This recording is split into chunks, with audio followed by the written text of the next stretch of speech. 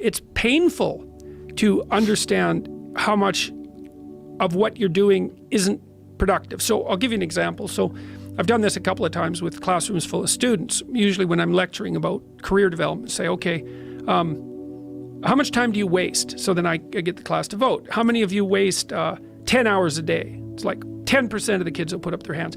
And it's interesting because I don't define what constitutes waste. I just ask the question. So they're diagnosing themselves, right? I'm not saying you're wasting 10 hours a day. I'm just asking. It's like, given your own attitude, how much time are you wasting? 10 hours a day. It's like 10% of the people put up their hands. Well, when you get to like 6 hours a day, 80% of the people put up their hands. So then we do the arithmetic. It's like, because I like doing arithmetic with people. People hate arithmetic, but I like doing it. It's like, okay, 6 hours a day. It's 42 hours a week. So let's call that a work week, 40 hours a week. So that's a work week. Let's say, what's your time worth? You're a university student. Well, it's certainly worth minimum wage, because obviously, but it's worth way more than that, because if you spend a productive hour when you're 20, then you gain the benefits of that hour for the rest of your life. So there's the compounding effect of time spent when we were young. So I say, well, let's assume your time's worth $50 an hour, which I think is an underestimate, but whatever, let's call it 50. We could call it 25, but we'll call it 50. That's $2,000 a week you're wasting. It's $100,000 a year. It's like, how much better would your life be if you weren't wasting $100,000 a year? It's like, what is that over 40 years? $4 million. It's like, you're rich. You don't even know it. Quit wasting time. By your own definition. It's like people shake their heads, like, oh, I never thought about it that way. It's like, yeah, think about it that way. Don't waste your damn life. And then you think, well, why would people be resistant to that message? It's like, well, you really want to wake up and figure out that you're wasting half your life?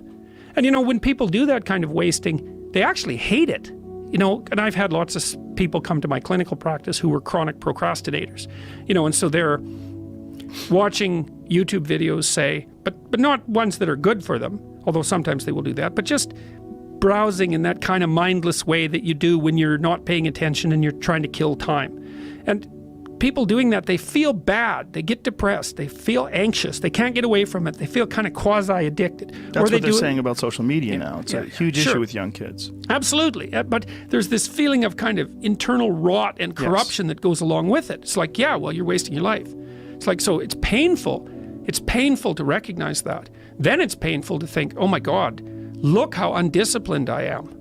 I don't know anything. I can't use a schedule. I can't stick to a calendar. I don't have any aims. I don't know anything about the world, right? And maybe there's a part of me that's bitter because I haven't got everything already, and I'd just like to say, to hell with it. That's the recognition of the Jungian shadow. It's like, that's what makes you vicious and untrustworthy. All of that. No one wants to look at that, and no bloody wonder. But hey, the alternative is worse.